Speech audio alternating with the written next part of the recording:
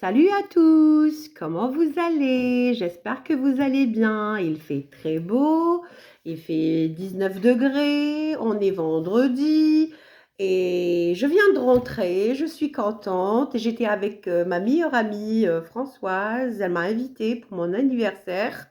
Et donc si vous voyez, parce que j'ai fait une autre vidéo avec cette robe que vous voyez, j'ai porté une robe grise, hein, voilà, et on est parti manger ensemble, il fait très beau. Et donc, en parlant avec ma copine, Françoise, ça m'a donné l'idée de faire cette dédicace, hein, et cette petite vidéo, car on a parlé de YouTube, etc. Et puis, bah, elle voulait voir, elle m'a demandé de partager une vidéo et malheureusement, je me suis aperçue que, en fait, que mes vidéos, elles sont toutes en arabe.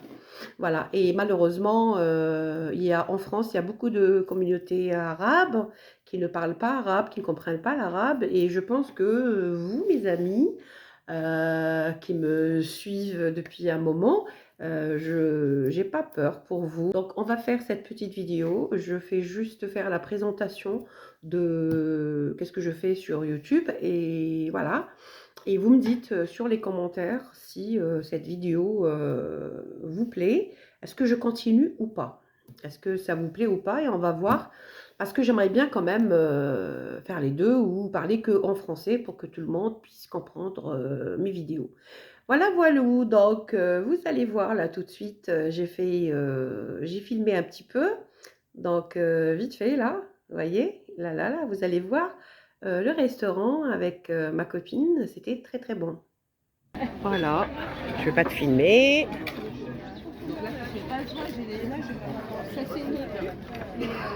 C'est très très beau. Et ma copine, pour mon anniversaire, elle m'invite au restaurant. Donc on a opté pour une pizzeria. Et on mange une pizza au saumon. Voilà, la plus gentille des copines. Elle rigole. Merci Françoise. Avec plaisir.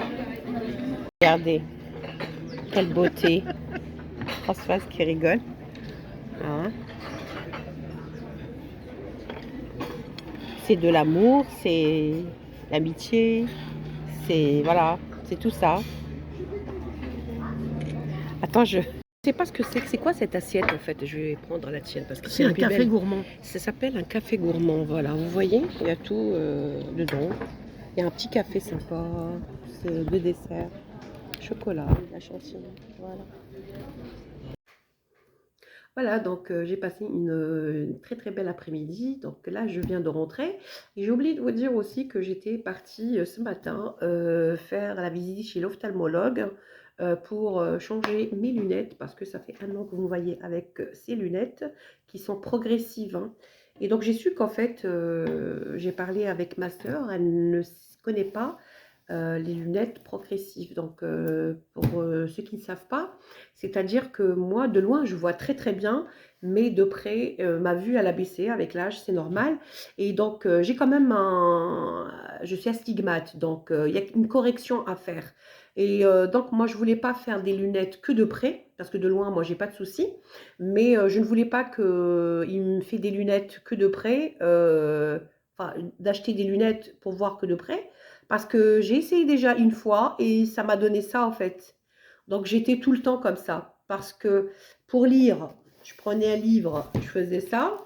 Je lisais et dès qu'on me parle, j'étais comme une vieille comme ça. Donc c'est pas beau du tout. Et donc j'ai opté pour des progressives. Donc ça veut dire quoi? Ça veut dire que le verre que vous voyez, il y a deux vues. Voilà, donc en haut, c'est une vue et en bas, c'est une autre vue.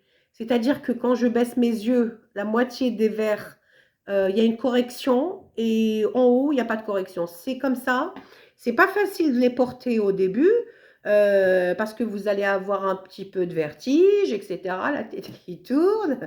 Mais le cerveau, tout de suite, il va se rattraper et vous allez être très bien et vous allez vous y habituer. Voilà, donc si vous optez pour des progressives, ne lâchez pas parce qu'il y en a qui ne supportent pas, parce que ça fait un peu mal à la tête au départ, pas pour tous, mais certains, ils peuvent pas et puis aussi, ça fait parce qu'en fait, il y a des habitudes à faire quand on a des lunettes progressives, c'est-à-dire qu'après, on change notre façon de voir. Par exemple, avant, moi, pour voir le vert, je baissais comme ça mes yeux. Et ben, avec des lunettes progressives, vous ne pouvez plus faire ça parce que vous aurez ou le tournis. Donc, c'est comme ça, parce que la vue, elle n'est pas la même. Donc, on va vous apprendre avec les lunettes progressives par exemple, pour voir en bas, vous baissez la tête. Pour voir en haut, vous levez. Pour voir à gauche, vous tournez la tête. Et à droite, vous tournez la tête. Au départ, c'est pas facile, mais vous y habituez. Vous voyez, je parle trop et je rentre dans un autre sujet. Bon, allez, je vous montre aussi un petit peu, j'ai filmé un petit peu l'ophtalmo et tout ça. Donc, vous regardez un petit peu et on reviendra.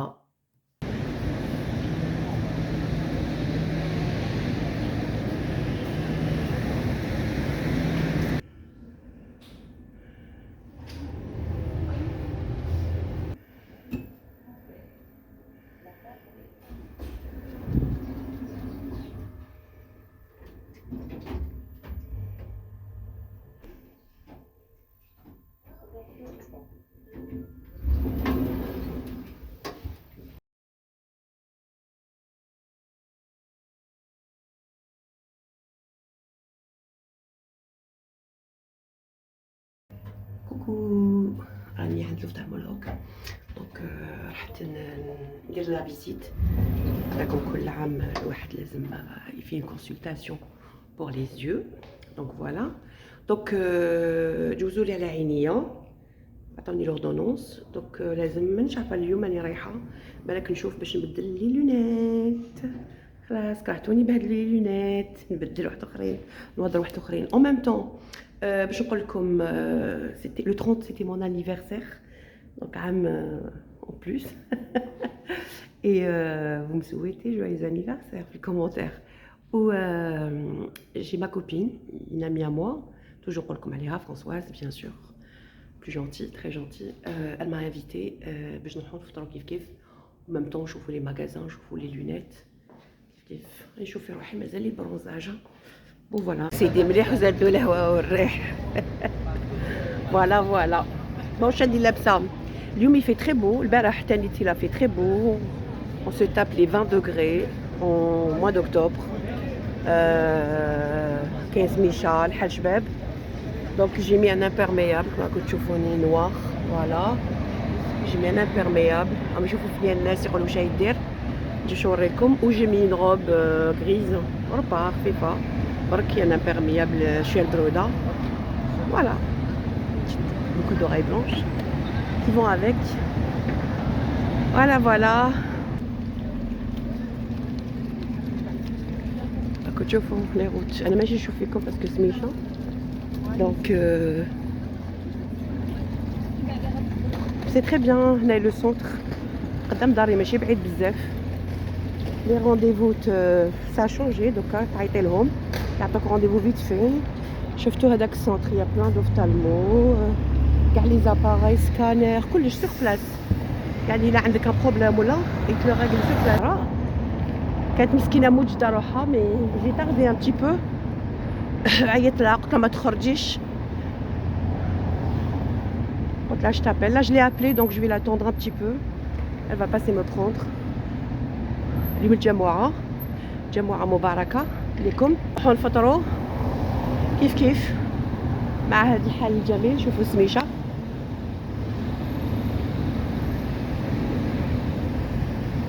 Voilà. Ça fait du bien de marcher. Je suis là. Voilà, vous avez vu, donc une fois que je suis rentrée, Françoise, ma copine, elle m'a donné l'idée. Et je me suis dit, oui, pourquoi pas faire une vidéo en français, voilà, il a partagé et puis voir. Donc voilà, donc mes amis, pour ceux qui me regardent et qui ne comprennent pas l'arabe, voilà, la vidéo est pour vous et pour tout le monde. Donc je vais vous dire, en bref, je vais essayer d'être courte. Pourquoi je fais des vidéos, voilà, pourquoi je fais YouTube. Voilà, bon, je fais ça parce que je suis rentrée par hasard, pour, enfin clasher, pas clasher vraiment, mais je voulais donner mon avis sur une, youtubeuse qui disait n'importe quoi et que je trouvais que c'était dangereux pour, la jeunesse algérienne et cette femme-là, elle habite, en Suède et en fait, elle montre une façon de vivre, elle essaye de manipuler la jeunesse algérienne parce que, au fait, les jeunes en France ou ailleurs en Europe, ils la regardent pas, ils la connaissent pas. La jeunesse en Europe, elle a un autre délire. Mais par contre, la jeunesse, on va dire, dans mon pays, je parle de mon pays en Algérie, euh, parfois ils n'ont pas beaucoup de choses hein, à faire et ils sont beaucoup dans les réseaux sociaux et donc ils suivent des personnes qui sont à l'étranger et donc elles leur donnent une façon de voir les choses qui sont fausses. Donc ils sont dangereuses. En ce moment, par exemple, elle est en train de vivre avec deux hommes et qu'elle montre ça, que c'est tout à fait normal, etc. Bon, après, chacun est libre de faire ce qu'il veut, mais il ne faut pas... voilà, donc quand on est sur YouTube, chacun est libre, mais il faut faire attention à ce qu'on dit et, euh, et les propos qu'on donne. Voilà, donc voilà. Donc sa vie, on s'en fout, mais moi je suis contre qu'elle parle au nom de l'islam, par exemple, ou elle parle, elle donne son avis, ou elle donne des conseils, alors qu'elle-même, elle est vraiment, elle a des problèmes et elle est dans l'embarras. Voilà, donc je suis sortie, j'ai essayé de donner mon avis, comme tout le monde, hein, parce que voilà. Et j'ai vu que ça a fait beaucoup de vues, ça a fait 15 cas de vues, la vidéo, juste en sortant, en parlant de donner mon avis sur cette personne. J'ai eu beaucoup, beaucoup de commentaires, jusqu'à 500 commentaires quand même. Et les gens, ils ont aimé, voilà. Ils ont aimé, voilà. J'ai eu le culot de sortir et de parler, donner mon avis.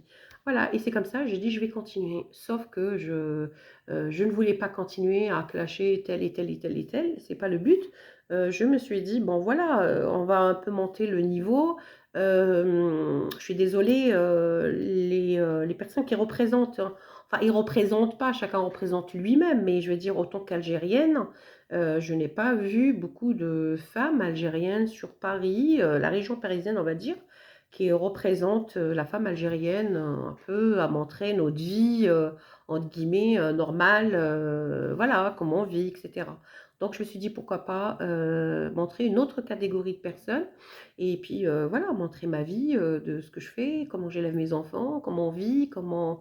Voilà, une vie tout à fait normale, tout à fait simple, voilà, sans problème. Il y a des hauts et des bas comme tout le monde, mais on n'a pas une vie extravagante parce que les Algériens ou les Maghrébins en général ont tendance à donner une réputation pour des gens, pour des Maghrébins qui sont en Europe. Donc voilà, je voulais montrer, donner cette image des Maghrébins. Enfin, je représente que moi-même, mais quand même donner une idée de nous, des Algériens en France, voilà, à Paris, parce qu'il y en a dans toutes les villes des youtubeurs, voilà. Donc voilà mes amis, pour ceux et celles qui regardent mes vidéos et ne comprennent pas. Donc j'ai commencé au départ à sortir, j'ai dit comment. Donc je donne un conseil pour ceux qui veulent faire une chaîne YouTube, ne vous prenez pas trop la tête. Au départ, on ne sait pas de quoi on est fait et chaque personne, elle a une capacité, elle est à l'aise sur quelque chose et on a tous quelque chose en nous. On est tous capables de faire quelque chose, mais on ne sait pas parfois.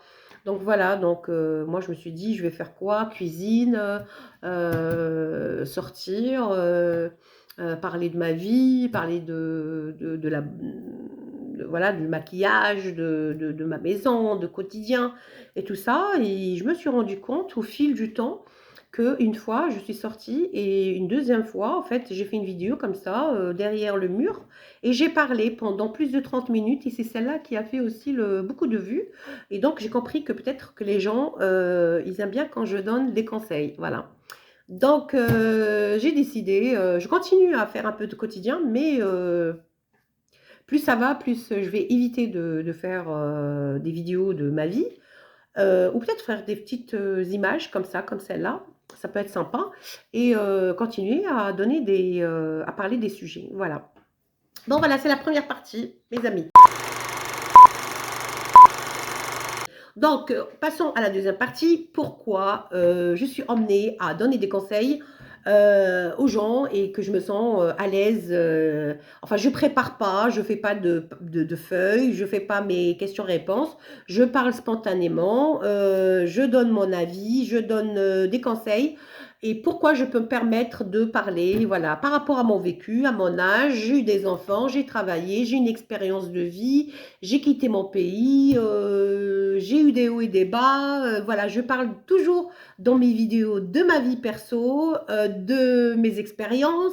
Et par rapport à ça, on essaye d'aborder des sujets. Et aussi par rapport à ma profession. Donc, je ne l'ai pas faite la vidéo en arabe, mais je vais la faire en français avec vous. Donc, je vais vous dire ce que j'ai fait dans ma vie auparavant. Voilà. Quand je suis venue de l'Algérie à l'époque, donc, moi, j'ai commencé ma carrière à garder les petits-enfants tout petits. J'ai fait un agrément de nourrice agréée à l'époque et donc j'ai eu l'agrément pendant 5 ans. Et à 20 ans, j'ai commencé à garder les enfants et tout ça parce que je ne pouvais pas, j'étais déjà mariée, on avait des petits soucis d'argent, donc voilà. Et donc, je ne pouvais pas, je ne savais pas quoi faire. Donc, j'ai fait nourrice agréée. Et puis après, ben, je suis rentrée à l'université de Cachan. Après ça, j'ai fait un concours. J'ai fait 2 années de technicienne informatique en application industrielle à l'université de Cachan. Sauf qu'une fois que je suis sortie de là-bas, j'ai eu le diplôme en 93 et malheureusement, je n'ai pas pu travailler parce qu'à l'époque, il y avait les grandes entreprises, IBM, Amstrad, informatique et tout, et je n'avais pas l'expérience. Et franchement, je ne me suis pas cassé la tête pour trop chercher du travail. Je voulais la facilité, donc j'ai continué à travailler autant que nourrice et j'ai été suivie par une assistante sociale. Et cette assistante sociale, elle a vu en moi des capacités, elle me trouvait jeune et elle m'a conseillé d'aller plus loin. Et par rapport à ça, j'ai continué mon chemin dans le social et donc je suis devenue auxiliaire de péricultrice avec le temps. J'ai travaillé en crèche à Clamart dans le 92 et après ça, j'ai abandonné pour entrer en formation à Châtenay-Malabry qui s'appelle une formation d'éducation à plusieurs fonctions éducatives. C'est-à-dire, ça me permet de voir si je voulais faire aide médico-psychologique, moniteur éducateur ou éducateur spécialisé. Donc, j'ai fait cette formation et après, bah, j'ai obtenu pendant la formation le diplôme, le BAFA. Et le BAFA, ça veut dire brevet de fonction d'animateur. Et c'est-à-dire, je travaillais dans l'animation avec des petits, des grands, dans les écoles. Je faisais les cantines, je faisais les garderies, je faisais les cours du soir. Après, j'ai évolué dans la mairie. Donc, j'étais embauchée par la mairie de Clamart toujours. Et donc, après ça, après plusieurs expériences de travail dans les écoles, j'étais ATSEM aussi. Et après, ben, je suis devenue animatrice dans un centre de préadolescents, cas sociaux, et on travaillait en partenariat avec le commissariat de Clamart parce qu'ils ont vu mon CV. Et n'oublions pas que moi, en Algérie, j'étais dans la police. Voilà, ils ont vu mon CV et bon, voilà, la mairie, tout ça, on a favorisé que j'avais des capacités pour travailler avec des délinquants après mes formations, etc., bien sûr. Donc, j'ai travaillé et après, j'ai quitté aussi. Et après, j'ai fait une formation d'aide médico-psychologique parce qu'à ce moment-là, j'ai divorcé et j'étais obligée de trouver un travail. Je voulais bien faire éducatrice spécialisée à ce moment-là, mais je n'ai pas pu parce que on m'a embauchée stage et travail. Et donc, on m'a proposé ça parce que éducateur spécialisé, ça demandait à être beaucoup de temps à l'école. Et donc, le patron, il voulait quelqu'un sur place. Donc, moi, j'ai accepté. Je crache pas sur le morceau. Donc, j'avais un salaire. Il me payait en tant que diplômé et formation, diplôme, voilà, à la fin, au bout de 2 ans. Donc, j'ai dit oui, j'accepte tout de suite. Donc, c'était en... Ouais, j'ai travaillé là-dedans, j'ai commencé et j'ai obtenu ce diplôme. J'ai continué à travailler dans cette maison d'accueil spécialisée, une masse. Et après des années aussi de aide médico-psychologique, j'ai fait un concours par rapport à toutes mes capacités, ma validation de mes acquis auparavant. Donc, ça m'a permis de faire ce concours et je l'ai eu. Et j'ai fait la plus grande école, je suis fière de moi, à Buc, à Versailles. Et au bout de 3 ans, j'ai obtenu le diplôme d'État d'éducatrice spécialisée qui équivaut à bac plus 3. Voilà. Donc, et ce travail, donc, il consiste à faire quoi? Donc, tous mes années de travail, ça consiste à faire des projets personnalisés auprès des personnes. Voilà. Donc, je travaillais avec un corps enfin, médical, avec des psychiatres, des psychologues, des psychothérapeutes, des psychomotriciens, des infirmières, des médecins. Et donc, mon travail, je faisais beaucoup de réunions avec ces personnes-là. On parlait de pathologies de personnes. Et moi, j'étais l'interlocutrice des personnes. Donc, j'étais garante de personnes malades. Donc, quand on reçoit des personnes malades, donc j'étais garante de certains malades.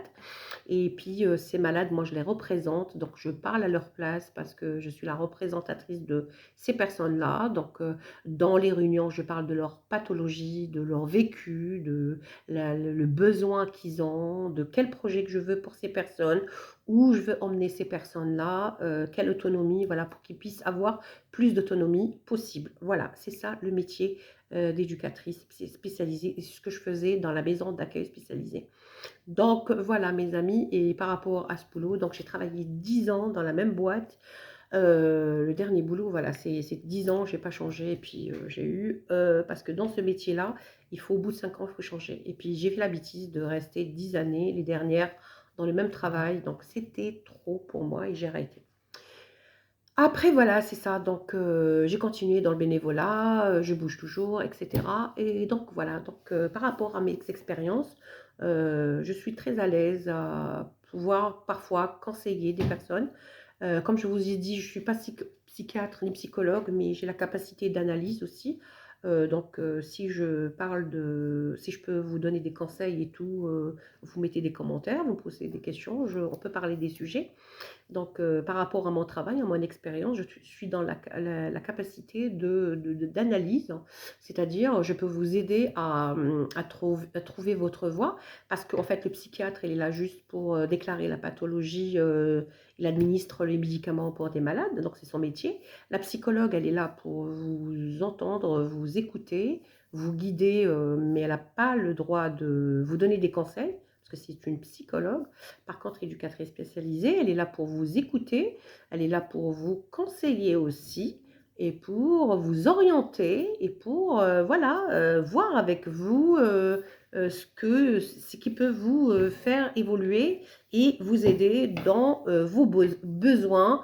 Tout dépend, chaque personne a ses besoins. Donc, c'est quand on est éducatrice spécialisée, c'est pas spécialisé, parce qu'il y en a qui posent la question spécialisée sur quoi? Non, on n'est pas spécialisé. Pendant les 3 années, on voit tout, c'est-à-dire c'est vaste, on peut travailler n'importe où, on peut travailler dans des maisons de retraite, dans des personnes handicapées, on peut travailler auprès des toxicomanes, on peut travailler auprès des jeunes, des délinquants dans la justice, on peut être assistante sociale, on peut être directrice d'une crèche, c'est-à-dire quand on a la capacité de gérer les personnes, voilà. Quand on est éducatrice spécialisée, on est capable de gérer, faire des projets, de gérer une équipe, de gérer un centre, de monter des projets, voilà. Voilà, c'est ça mon métier, c'est ça mon expérience de travail. Et donc, maintenant que je ne travaille pas depuis un certain moment, j'ai décidé de monter comme ça, de venir vous parler de tout ça et d'essayer d'aborder des sujets et de parler par rapport à mon expérience de travail, à ce que je connais, voilà, bien sûr, hein, et par rapport à mon vécu, ma vie, voilà, et on va parler de tout. Donc, mettez-moi toujours en commentaire les sujets que vous voulez qu'on aborde. Et puis voilà, donc on va parler de tout, du beau temps, de l'amour, des enfants, des maladies, des divorces, de tout, de la ménopause. J'en ai parlé de la ménopause aussi, des soucis, de problèmes de santé, de tout en fait, de tout, de tout. De comment avancer, de comment enlever les peurs, de comment changer votre vie, voilà. Donc le prochain sujet justement, ça m'a donné l'idée, on va voir, parce que ce matin j'ai lu une phrase qui était sympa et ça m'a donné l'idée. Donc la prochaine vidéo, Inch'Allah, on va aborder le sujet de comment on peut avancer dans la vie. Voilà, tout le monde veut avancer dans sa vie. Parfois, c'est difficile, hein. Parfois, on est là et on se dit: «Ah, on a envie de changer, mais comment?» Mais on fait rien. Mais moi, vous inquiétez pas, vous allez comprendre, hein. C'est des déclics, en fait, hein. Je vais vous donner quelques petits conseils, hein, qui vont vous changer votre vie. Et d'ailleurs, moi, ma vie, tout doucement, elle change, inchallah, en bien. Et j'ai un projet, inchallah, j'espère qu'il va se réaliser. Et donc, je ne pourrais pas vous en parler maintenant, il y en a qui savent déjà. Je souhaite qu'il se réalisera. Et voilà, déjà le fait d'avoir des buts, d'avoir des envies, d'avoir des projets, c'est déjà bien. C'est quand on vit, il faut avoir, voilà, faut avoir des projets. Voilà, je m'arrête là, je vous fais de gros bisous, bisous, bisous, bisous. Et je vous dis, bah, si vous préférez des vidéos comme ça en français, vous me le dites sur le commentaire. N'oubliez pas de liker, de partager mes vidéos. Et je vous dis à bientôt. Je vous embrasse. Bye bye. Et pour ceux qui parlent français, tous les jours, je vais essayer de parler comme en français, mais de vous dire quelques mots en arabe. Comme ça, vous allez apprendre. Donc, on va commencer par il liqa, qui veut dire au revoir. Bye bye. Ma'a salama.